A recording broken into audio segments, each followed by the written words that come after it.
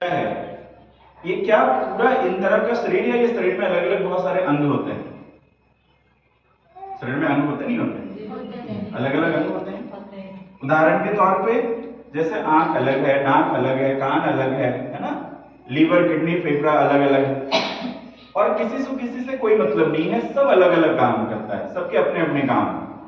तो हमारे शरीर की जो बनावट हुई है ना, इसमें हार्ट भी है, लीवर भी है, किडनी भी है, अलग अलग अंग। अब मान लेते हैं कि अगर हार्ट खराब हो गया तो उससे लीवर को क्या मतलब है? कोई मतलब है? लीवर से किडनी को मतलब है, लेकिन इससे शरीर को मतलब है कि नहीं? अगर हार्ट में कुछ प्रॉब्लम हुआ तो शरीर ठीक से काम करेगा? नहीं करेगा।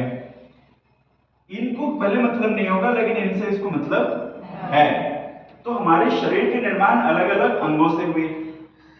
तो फिर एक सवाल है, हमारे अंग का निर्माण किन चीजों से हुआ? शरीर के अंग किन चीजों से बने हुए हैं? किसी को आइडिया है?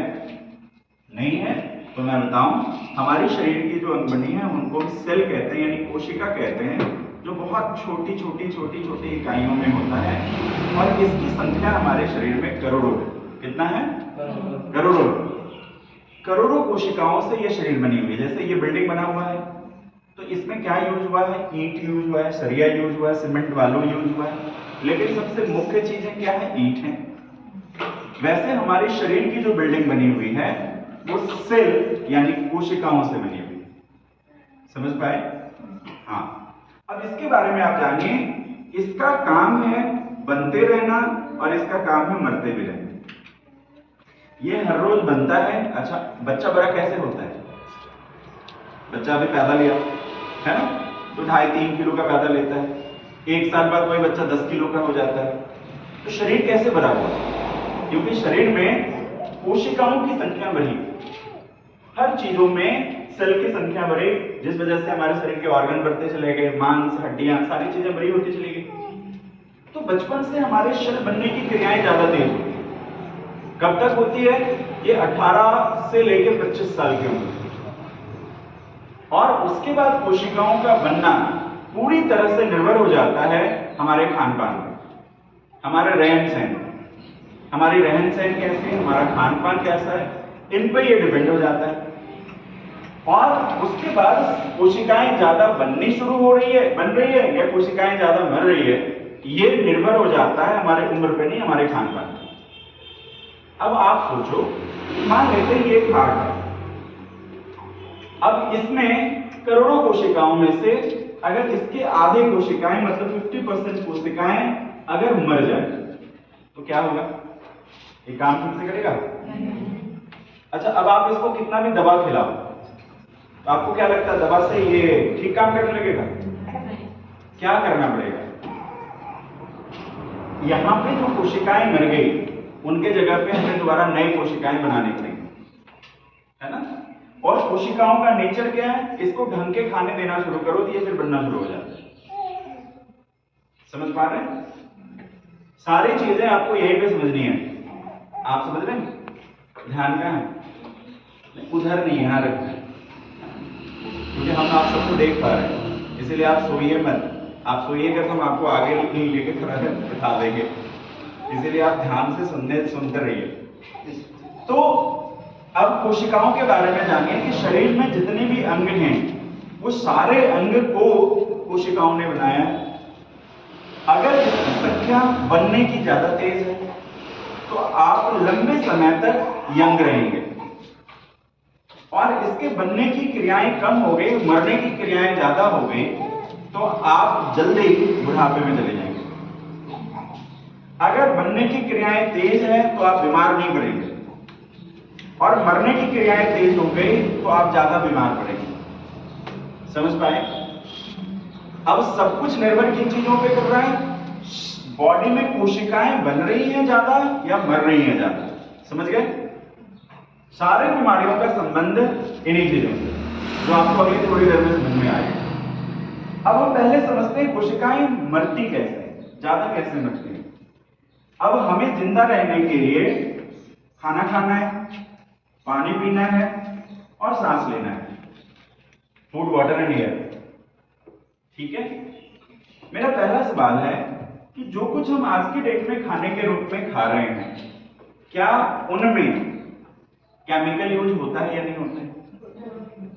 थोड़ा होता है या बहुत ज्यादा होता है? जैसे हम उगाने के लिए यूरिया डीएपी का इस्तेमाल करते हैं, बड़ा हो जाने के बाद हम कीटनाशक का इस्तेमाल करने लगते हैं और बहुत सारे अलग अलग तरह के केमिकल का इस्तेमाल करते हैं। तो जिन तरह के केमिकल का इस्तेमाल किया जा रहा है, क्या खाने की वस्तु में उसका प्रभाव रहता है या नहीं रहता? और खाने के जरिए फिर वो केमिकल जाता कहाँ है? और जब शरीर में केमिकल जाएगा तो कोशिकाएं बनेगी या मरेगी? समझ पा रहे हैं? आज के डेट में हम इतने ज्यादा केमिकल प्रयोग करने लगे हैं। अब जैसे छोटा सा उदाहरण लीजिए, आप यूरिया यूज करते हैं, कभी आपके बारे में आसपास में अगर केचुआ देखे ना, उस पे 4 दाने यूरिया का डाल देते हैं, क्या होगा? वो मर जाएगा। क्यों मर जाएगा? सोच कर देखो। और वो भी कैसे मरेगा पता है? उसके शरीर जो है ना वो फटने शुरू हो जाएंगे, शरीर से खून आने शुरू हो जाएगा। उसी यूरिया को आप भी अगर खा लो, आप भी मर जाओगे। लेकिन हम उसको डायरेक्ट तो नहीं खाते, लेकिन इनडायरेक्ट खाते हैं। तो हम करता क्या है, वो हमारी कोशिकाओं को धीरे धीरे मारता है और उसके असर हमारे शरीर पे कभी 15 साल में, कभी 18 साल में, कभी 20 साल में आने शुरू हो जाते हैं। आजकल कम उम्र में आने शुरू हो गई, पहले अधिक उम्र में आता। उसी तरीके से जब आप कीटनाशक का प्रयोग करते हैं तो लोग जब खेत में डालने के लिए कीटनाशक लाने जाते हैं तो कहते हैं दवा लाने जा रहे हैं, ये कहते हैं ना। लेकिन वो दवा है या जहर है? हम जहर को भी दवा कहते हैं, जिसको कोई भी लोग इस्तेमाल कर ले, कोई भी जीव इस्तेमाल कर ले, मर जाएगा। चाहे गाय भैंस बकरी ले ले, मर जाए। कई बार क्या हो, खेत में स्प्रे हुआ, पता नहीं था, जानवर ने जाके खेत चल लिया, मर गया, है ना। गलती से कई बार घर में झगड़ा हो गया, हम पॉइजन पी लेते हैं, मर गया। होता नहीं होता? अब हम जहर को दवा कहते हैं। अब वो जहर जो हम खेत में प्रयोग कर रहे हैं, क्या उसका असर फसलों पे, सब्जियों पे रहता नहीं रहता? आज के डेट में कोई भी सब्जी, किसी भी चीज की ओरिजिनल टेस्ट मिलता है? नहीं मिलता है। अब वो खाने के जरिए कहां जा रहा है? शरीर में। और वो हमारे कोशिकाओं को क्या कर रहा है? मार रहा है। तीसरी, आज के डेट में ज्यादातर चीजें जो हम बाजार से लाके इस्तेमाल करने लगे हैं, पहले वो सारी चीजें हम घर में बनाते हैं। उदाहरण के तौर पे, पहले हम गेहूं खुद उगाते थे, आटा खुद बनाते थे, चावल खुद उगाते थे और उससे हम बहुत सारी चीजें खुद बनाते थे। हम मसाले की सारी चीजें खुद उगाते थे, मसाले खुद घर में हम बनाते थे। लेकिन आज की डेट में हर चीज पैकेट में मिलना शुरू हो गया। अब आपको हल्दी के पैकेट लाते हैं, उसमें हल्दी ही, इसका क्या गारंटी है? आप जो तेल का पैकेट लाते हैं उसमें तेल ही है, इसका क्या गारंटी है? आप सोचो, मार्केट में इतनी कंपटीशन है, हर किसी को सस्ता सामान बेचना है, तो सस्ती सामान वो अच्छा भी दे दे, ये कैसे संभव है? अच्छा होने के लिए चीजें महंगी हो जाएगी। आपको अच्छे कपड़े खरीदने हो तो आपको अच्छे कपड़े सस्ते मिलेंगे? वो महंगे मिलेंगे। लेकिन हम बाजार जाके क्या ढूंढते हैं? सस्ते सामान। खाने पीने, देखो, पहनने के सामान सस्ते खरीद लो, खाने पीने के सामान सस्ते क्यों खरीदते हैं? वो हम सस्ते क्यों सोचते हैं? उससे जान जा रही है हमारी। वहां पे तो क्वालिटी का ख्याल रखें, गुणवत्ता का ख्याल रखें। आज की डेट में ज्यादातर चीजें हम जो बाजार से घर में ला रहे हैं, पैकेट बंद। आज छोटे बच्चे हैं, हम उसको चिप्स, कुरकुरे देते नहीं देते? अब वो किन चीजों से बना हुआ है? आलू से, मक्का से। आप घर में आलू बॉईल करके रखते हैं तो दूसरे दिन खराब हो जाता है, लेकिन वो चिप्स का पैकेट तो 6 महीने पहले बना था, वो आलू खराब नहीं हुआ होगा। लेकिन इतने केमिकल्स उसमें डाले हुए हैं कि आपको टेस्ट ही नहीं पता चलता है। अब सड़ा हुआ चीज खा रहा है लेकिन पता नहीं चल रहा है। अब सड़ी हुई चीजें, पुरानी चीजें, केमिकल वाली चीजें शरीर में जा रही हैं, तो क्या कर रहा होगा? सेल बना रहा होगा या सेल को मार रहा होगा? आज के डेट में जब आप सुबह से शाम तक ध्यान करेंगे, बहुत सारे लोगों को बहुत सारे बैड हैबिट्स होते हैं। अब थोड़ी देर पहले आप कह रहे थे कि हम में से हर इंसान एक जिम्मेवार इंसान है। अगर ये फैन बंद कीजिए, साउंड नीचे। अब हम सब एक जिम्मेवार इंसान हैं, तो आप मुझे एक सवाल का जवाब दो। आपके आजू बाजू में, आपके मार्केट में बहुत सारी ऐसी दुकानें खुली हुई हैं जहां पे गैर जरूरी चीजें मिलते हैं, जैसे पान मसाले। आप जिम्मेवार इंसान हो तो आप क्यों खाते हो? आप जिम्मेवार इंसान हो, आप शराब क्यों पीते हो? आप जिम्मेवार इंसान हो तो फिर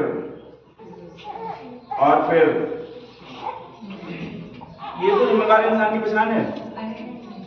सबको पता है कि आने वाले 5-10 साल में ये कोई ना कोई समस्या ही देगा, तो हम जानबूझ के भी बहुत सारी ऐसी चीजों का सेवन करते हैं जो हमारे शरीर के कोशिकाओं को मार रहा है, जिसकी वजह से जिन चीजों पे उसका असर ज्यादा होगा उससे जुड़ी हुई बीमारी हो जाएगी। आप अब समझ रहे हैं बीमारी क्यों पड़ रहे हैं? अब यहां पे दवा क्या करेगा आप मुझे बताइए? दवा का कोई काम ही नहीं है। इसीलिए आप देखेंगे कि कोई भी दवा बीमारी को ठीक नहीं करता है, उसको थोड़े समय के लिए स्थिर कर देता है, रोक देता है, फिर दवा बंद हुआ, फिर समस्या शुरू हो गया आपका। उसी तरीके से पानी, आपके हिसाब से क्या पानी शुद्ध है? आप अगर कुएं का पानी पी रहे हैं कभी शुद्ध हो सकता है? हैंडपाइप का पानी पी रहे हैं तो हैंडपाइप से जो पानी आ रहा है वो पानी आ कहां से रहा है? जमीन के नीचे से। तो जमीन के नीचे पानी जा कहां से रहा? खेत खलियान से। और खेत खलियान में आप क्या डाल रहे हैं? सिर्फ केमिकल, दवाएं, जहर। तो वो पानी पे वापस जब आपको मिल रहा है वो क्या दे रहा होगा? वही चीज है। आज पानी भी हमारे पीने लायक नहीं है। जब हम पी रहे हैं वो ज्यादा से ज्यादा हमारे कोशिकाओं को मार रहा है। तीसरा क्या? हवा शुद्ध है? अभी तो बात कर रहे थे हम 140 करोड़ से ज्यादा हमारी आबादी हो गई है। नहीं, हम शुरू कितने से हुए थे? 30 करोड़ से, और हम 70 साल में कितने हो गए? 140 करोड़। दुनिया की सबसे ज्यादा आबादी आज के डेट में भारत में बसती है। विश्व की पहली सबसे बड़ी आबादी वाले देश हो गए। जितनी ज्यादा आबादी होगी संसाधनों का इस्तेमाल उतना ज्यादा होगा। जैसे आपके घर में बाइक ज्यादा होगा, कारें ज्यादा होंगी, सवारी गाड़ियां ज्यादा चलेंगी, तो क्या वो प्रदूषण करेगा? नहीं करेगा? करेगा। प्रदूषण तो आप घर में अगरबत्ती जलाते हैं उससे भी होता है। प्रदूषण आप घर में कोयले जलाते हैं उससे भी होता है। प्रदूषण आप मॉस्किटो कॉइल मच्छर वाली जो अगरबत्ती जलाते हैं उससे भी होता है।